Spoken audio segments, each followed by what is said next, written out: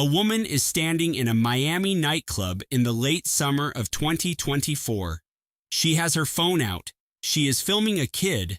The kid is 20 years old.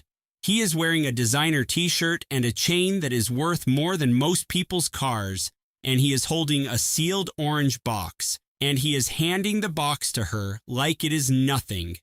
She opens it later. Inside is a Hermès Birkin handbag. Retail value, $10,000. She posts the video online. She thinks she met a rich tourist. She is wrong. The kid in front of her is named Malone Lam. He is from Singapore. He is in the United States on a visa that has technically already expired. And the $10,000 handbag he just handed to a stranger came from the proceeds of the single biggest victim Bitcoin theft in the history of the United States, a theft he had pulled off by phone 2 weeks earlier. $230 million. One phone call. One victim in Washington, D.C. 4,100 Bitcoin. Gone. And the woman with the camera does not know that an anonymous Twitter account called ZachXBT is, at this exact moment, watching her video. Watching every video Malone Lam's friends have posted. Pulling the timestamps, comparing them against the blockchain. We'll come back to that handbag. We'll come back to ZachXBT. But first, this is not a story about hackers. This is not a story about computers. This is not a story about cryptocurrency. This is a story about 14 kids who met on Minecraft and Discord and somehow ended up the first crypto crime ring ever charged under RICO. The law America wrote in 1970 to take down the Italian Mafia. La Cosa Nostra, John Gotti. Goodfellas. That law is now being used on children who grew up on gaming servers. $263 million in stolen Bitcoin, 28 exotic cars, $500,000 nights at the club, armed home invasions, a ringleader who kept running the operation from inside a federal jail cell. Here's where it gets interesting. To understand what 14 people on Discord did to a stranger in Washington, D.C., you have to understand how they found each other. It started on Minecraft. In October of 2023, Malone Lam moved from Singapore to Texas and got an apartment with 2 roommates. He was 19 years old. He played video games. He spent his time on Discord servers and on online gaming platforms. And on those servers, according to the federal indictment, unsealed by the United States Attorney's Office for the District of Columbia, he met other young men who liked talking about cryptocurrency. Within 6 months, the friend group had grown to 14 people. They were spread across California, Connecticut, New York, Florida, and abroad. Most of them were 18, 19, or 20 years old. The court documents, and I am not making this up, call them the crypto kids. And these crypto kids had a problem. They knew, the way young men online know things, that there were people out there with millions of dollars in cryptocurrency sitting in accounts protected by passwords and phone numbers. They knew that databases of those people were available on the dark web. They knew that if you called somebody and you sounded like a Coinbase employee, a meaningful percentage of people would do whatever you told them to do. So, they organized. Here's what most people miss. This was not a hack. There was no zero-day exploit. There was no genius coder breaking encryption in a dark basement. What there was, what the DOJ alleges, was a corporate organizational chart. Watch this. Role 1, database hackers. They bought stolen customer data from Coinbase, from Gemini, from other exchanges, off underground forums, and dark web markets. Some of them paid bribes to insiders.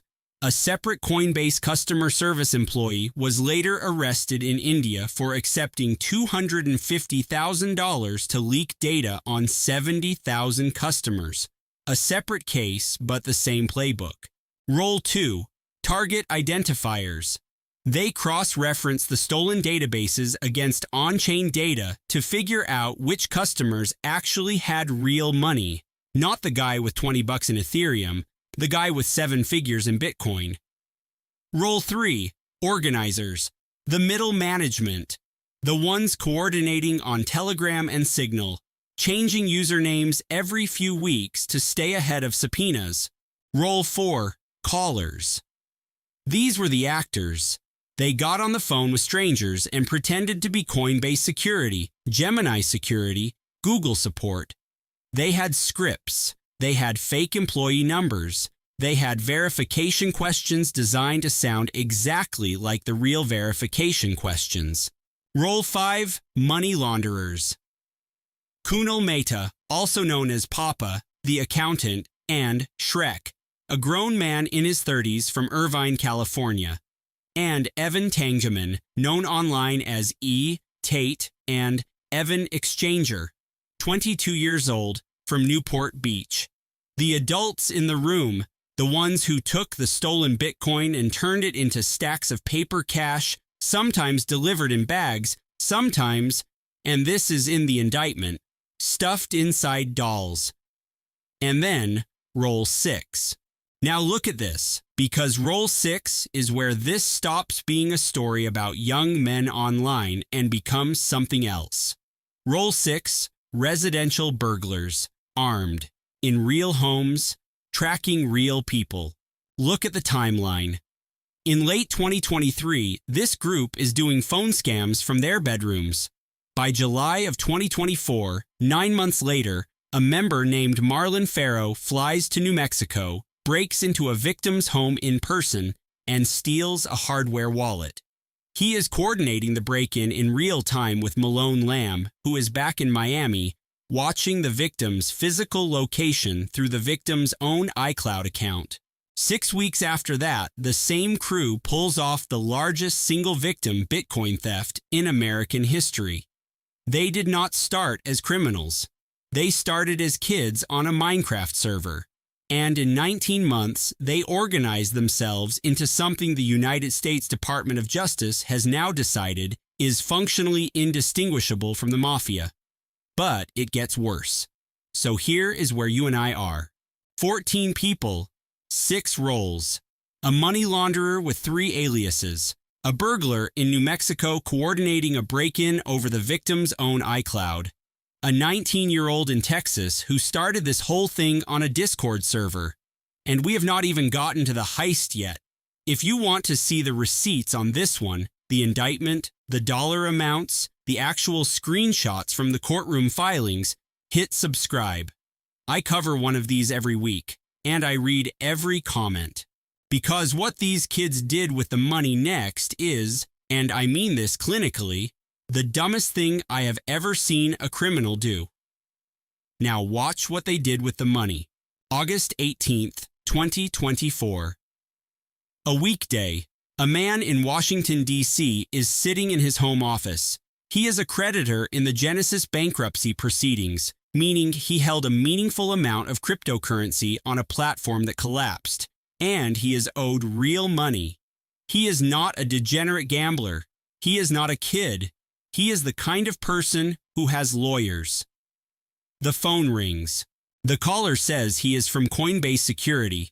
There's a problem with his account. Unauthorized access. The caller knows things about the account, the balance, the recent transactions, the email on file. Because of course he does. The data was bought on the dark web 6 weeks earlier. The caller is helpful, calm, professional.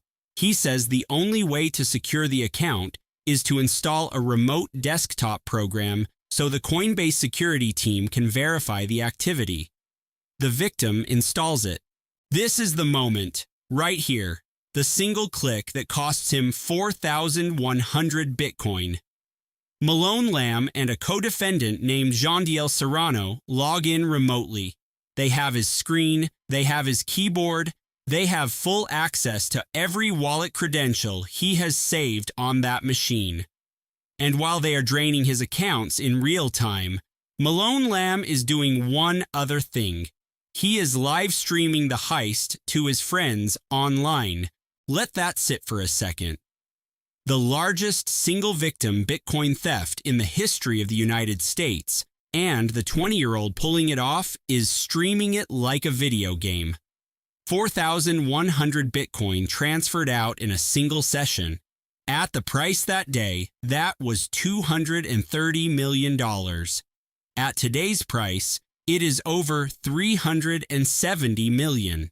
The funds get moved into Monero, a privacy coin that hides transactions on the blockchain, then through mixers, then through what the indictment calls peel chains, where the money gets split off in small chunks across hundreds of wallets to confuse anybody trying to follow it, then through opaque exchanges and crypto-to-cash brokers. By the time the dust settles, the victim has no idea where his Bitcoin went, and the crypto kids are sitting on roughly $200 million in clean money. And here is where you have to stop and ask yourself a question. If you had just stolen $250 million at 20 years old, what would you do? You would lay low. You would put the money somewhere quiet. You would buy a small apartment somewhere boring and disappear for 10 years. That is not what they did. Hold on. I need to back up, because what they did next is the dumbest thing you will ever hear a criminal do. Malone Lamb rented a mansion in Miami for $68,000 per month. He rented additional houses in Los Angeles and the Hamptons for $40,000 to $80,000 a month. He hired a team of private security guards. He chartered private jets. He bought a fleet, and I am quoting the federal indictment directly here, of at least 28 exotic cars, ranging in value from $100,000 to $3.8 million each. Lamborghinis, Rolls-Royces, Porsches, Ferraris. One of those Lamborghinis, according to court documents, was reportedly gifted to a former girlfriend, in pink. And at the nightclubs in Miami, and this is where the receipts get unbelievable, court filings allege he was spending up to $500,000 in a single evening. He was tipping nightclub staff $2,000 in cash per server, like it was loose change. He was approaching strangers at the bar and handing them sealed Hermès Birkin handbag boxes, $10,000 each, as gifts, to people he had just met. This is the part where the adult in the room comes in. His name is Kuno Mehta. He goes by Papa, the accountant, and, this is also in the indictment, Shrek. He is in his 30s. He runs the money laundering side, and he has a problem.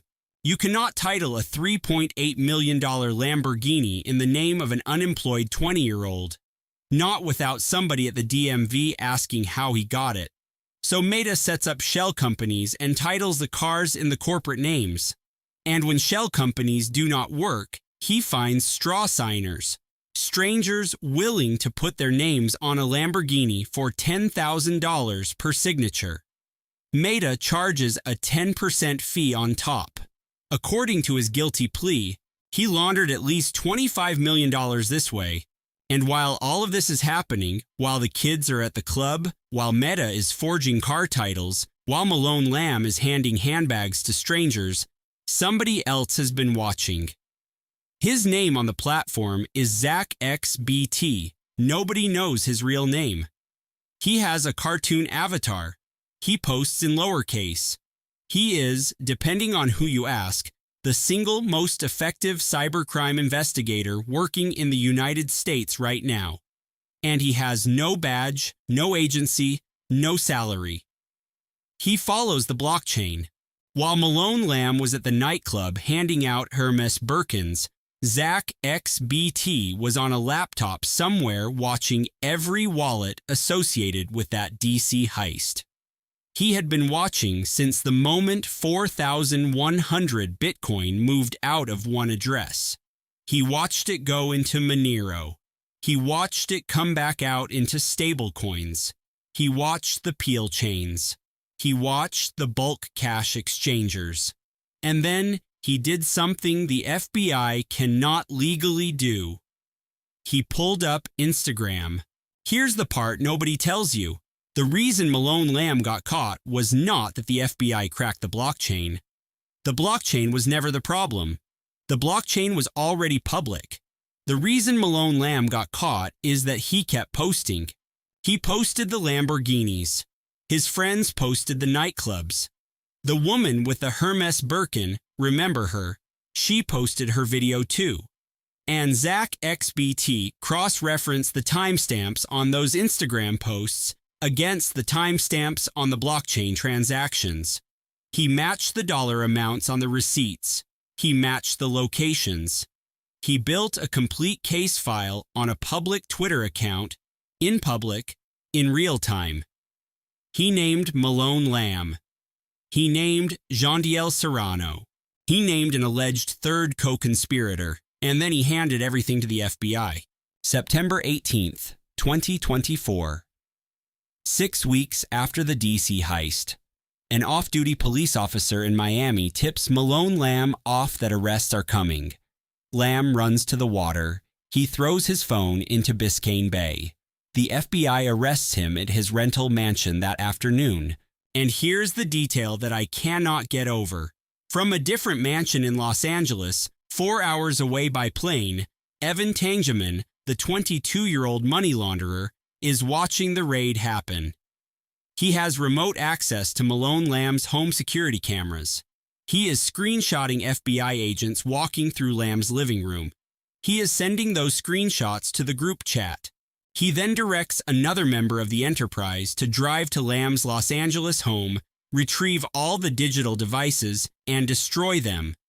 This is what happens when a generation that grew up on Discord meets the federal government for the first time. But Lamb is not done. Hold that thought. Because this is where the story stops being funny. Malone Lamb is now in federal pretrial detention. He is in a jail cell. He is wearing a federal jumpsuit. And according to the second superseding indictment, unsealed in December of 2025, he keeps running the enterprise from inside. He directs co-conspirators to collect more stolen crypto. He has Hermès Birkin handbags delivered to his girlfriend in Miami while he is in federal custody. The crew continues stealing cryptocurrency until May of 2025, 8 months after the alleged ringleader was arrested.